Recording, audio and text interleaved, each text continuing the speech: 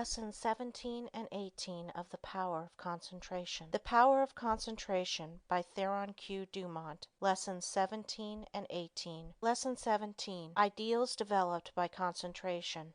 Through our paltry stir and strife glows the wished ideal, and longing molds in clay what life carves in the marble real. Lowell. We often hear people spoken of as idealists. The fact is we are all idealists to a certain extent, and upon the ideals we picture depends our ultimate success. You must have the mental image if you are to produce the material thing. Everything is first created in the mind. When you control your thoughts, you become a creator. You receive divine ideas and shape them to your individual needs. All things of this world are to you just what you think they are. Your happiness and success depend upon your ideals. You are responsible for every condition you go through, either consciously or unconsciously. The next step you take determines the succeeding step. Remember this, it is a valuable lesson. By concentrating on each step as you go along, you can save a lot of waste steps and will be able to choose a straight path instead of a roundabout road. Concentrate your ideals and they will become material actualities. Through concentration we work out our ideals in physical life. Your future depends upon the ideals you are forming now. Your past ideals are determining your present. Therefore, if you want a bright future, you must begin to prepare for it today. If persons could only realize that they can only injure themselves, that when they are apparently injuring others they are really injuring themselves, what a different world this would be. We say a man is as changeable as the weather. What is meant is his ideals change. Every time you change your ideal, you think differently. You become like a rudderless boat on an ocean. Therefore, realize the importance of holding to your ideal until it becomes a reality. You get up in the morning determined that nothing will make you lose your temper. This is your ideal of a person of real strength and poise. Something takes place that upsets you completely, and you lose your temper. For the time being you forget your ideal. If you had just thought a second of what a well-poised person implies, you would not have become angry. You lose your poise when you forget your ideal. Each time we allow our ideals to be shattered, we also weaken our willpower. Holding to your ideals develops willpower. Don't forget this. Why do so many men fail? Because they don't hold to their ideal until it becomes a mental habit. When they concentrate on it, to the exclusion of all other things, it becomes a reality. I am that which I think myself to be. Ideals are reflected to us from the unseen spirit. The laws of matter and spirit are not the same. One can be broken, but not the other. To the extent that ideals are kept, is your future assured. It was never intended that man should suffer. He has brought it upon himself by disobeying the laws of nature. He knows them so cannot plead ignorance. Why does he break them? Because he does not pay attention to those ideals flashed to him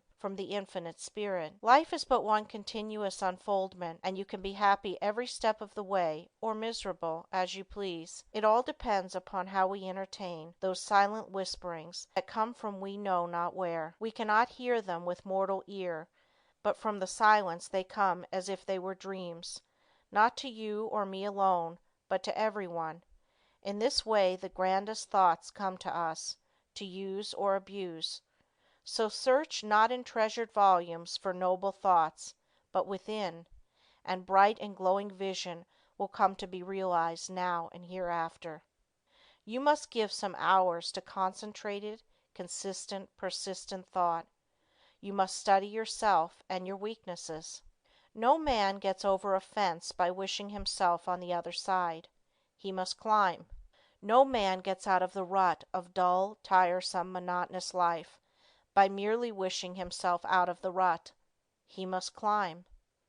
If you are standing still or going backward, there is something wrong. You are the man to find out what is wrong. Don't think that you are neglected, or not understood, or not appreciated.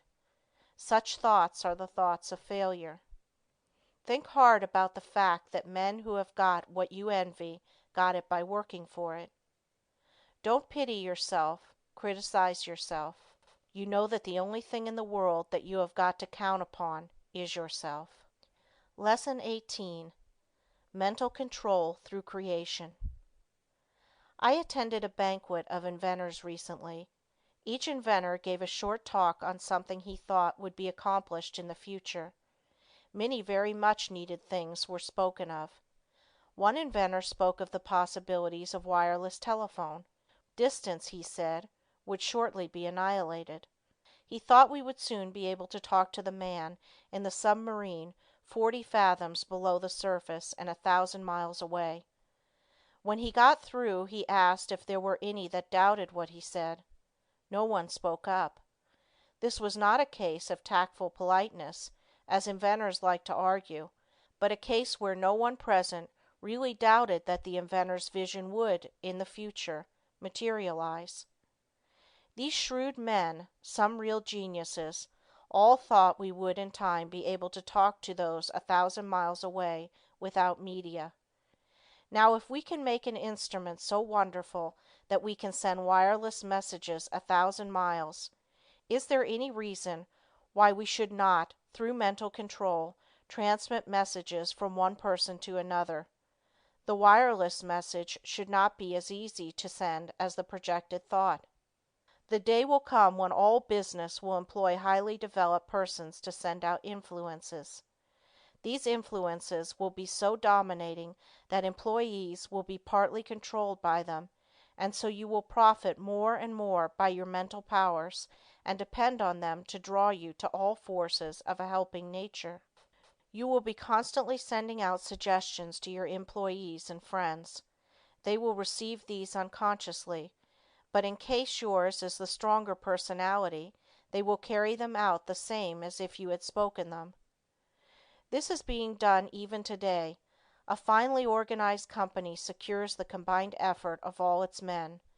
They may be each doing a different kind of work, but all work to bring about the very best results.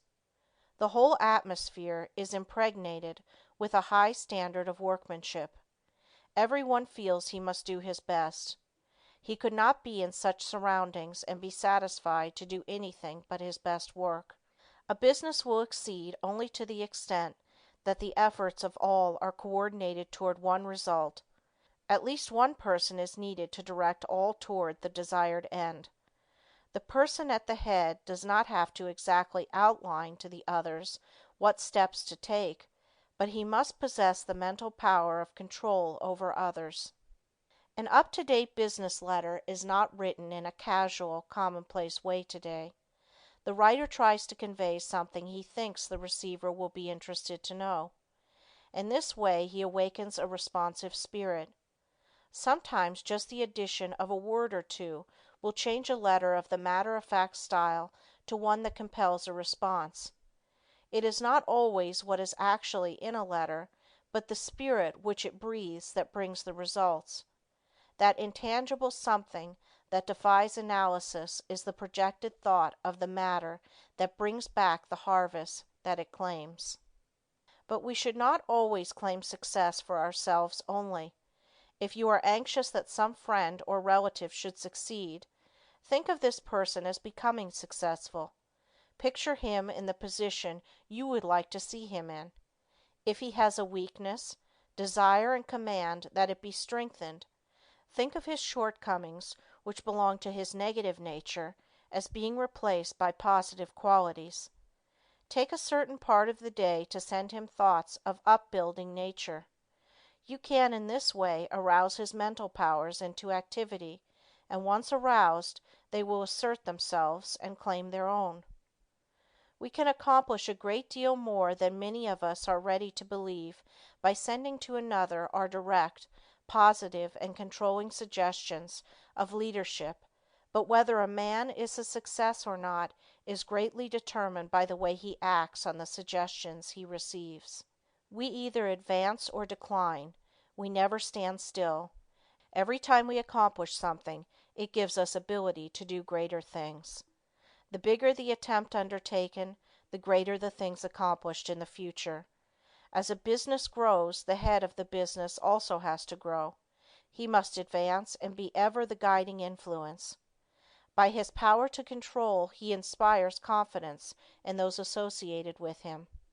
Often employees are superior to their employers in some qualities, and, if they had studied, instead of neglected their development, they could have been employers of more commanding influence than those whom they serve. Through your mental power you can generate, in another, enthusiasm, and the spirit of success, which somehow furnishes an impetus to do something worthwhile. In concentrated mental control there is a latent power more potent than physical force. The person becomes aware that the attitude of the mind has a power of controlling, directing, and governing other forces. He has been placed in an attitude capable of acquiring that which he desires. All of us, no matter how strong we are affected by the mental forces of our environment. There is no one that can remain neutral to influences. The mind cannot be freed from the forces of a place. If the environment of your place of business is not helpful, it will be harmful. That is why a change of position will often do a person a great deal of good. No person was ever intended to live alone. If you are shut up with only your own thoughts, you suffer from mental starvation. The mind becomes narrow, the mental powers weaken. Living alone often causes some of the milder forms of insanity.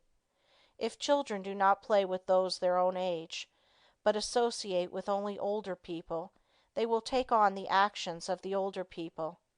The same is true of older persons if they associate with people younger than they are. They will take on the spirit of youth. If you wish to retain your youth, you need the influences of youth. Like attracts like all over the world. The thought element plays a great part in our lives. Every business must not only command physical effort, but it must also command thought effort. There must be coordination of thought. All employers should aim to secure employees that think along similar lines. They will work in fuller sympathy with each other. They will better understand each other. This enables them to help each other, which would be utterly impossible if they were not in sympathy with each other. It is this that goes to make up a perfect organization, which directs and influences them toward the one end. Instead of each person being a separate unit, each one is like a spoke in a big wheel. Each member carries his own load, and he would not think of shirking. Anyone working in such an atmosphere could not help turning out his best work. All great leaders must be able to inspire this cooperative spirit. They first secure assistants through their mental control. Then they make their assistants realize the value of mental control. Soon there is a close bond between them. They are working toward a single purpose. They profit by their combined effort. The result is that they accomplish much. If your business is conducted in the right spirit, you can instill your thoughts and your ideas into your employees. Your methods and ideas become theirs. They don't know it, but your mental forces are shaping their work. They are just as certain to produce results as any physical force in nature. The up-to-date businessman of the future is going to take pains to get his employees to think and reason better. He will not want them to become depressed or discouraged. There is time that instead of being wasted, he will endeavor to have them use in concentrated effort that will be profitable to both employer and employed. There must be more of the spirit of justice entering into the business of the future. There is a firm I know that will not hire an employee until he has filled out an application blank. No doubt those that fill it out think it is a foolishness, but it is not. A capable manager can look over this application blank and pretty nearly tell if this person will fit into his management. The main thing he wants to know is the applicant's capacity for efficient, cooperative effort. He wants persons that have faith in themselves. He wants them to realize that when they talk of misfortunes and become blue, they are likely to communicate the same depressing influence to others. The up-to-date manager wants to guard against hiring employees who will obstruct his success. You must realize that every moment spent in thinking of your difficulties of the past, every moment spent in bad company is attracting to you all that is bad, is attracting influences that must be shaken off before you can advance. Many firms prefer to hire employees that never worked before so that they have nothing to unlearn. They are then not trained, but have had no bad business habits to overcome. They are more easily guided and grasp the new materials more effectively because they are not contrary to what they have already learned. They are at once started on the right road, and as they cooperate readily, they receive the mental support of the management and learning the methods that have been perfected. This inspires confidence in themselves, and they soon become efficient and, finally, skilled workers. Most big business firms today employ efficiency experts. Each day or week they are in a different department. They earn their money because they familiarize persons with very little business experience with plans that have taken the expert years of training and much money to perfect. The attitude we take has a great deal more to do with our success than most of us realize. We must be able to generate those forces that are helpful. There is a wonderful power in the thought rightly controlled and projected, and we must, through concentration, develop this power to the fullest possible extent. We are surrounded by many forces of which we know but little at present. Our knowledge of these is to be wonderfully increased. Each year we learn more about these psychic forces which are full of possibilities, of which we are not even dimly conscious. We must believe in mental control, learn more about it, and use it, if we want to command these higher powers and forces which will unquestionably direct the lives of countless future generations. End of Lesson 18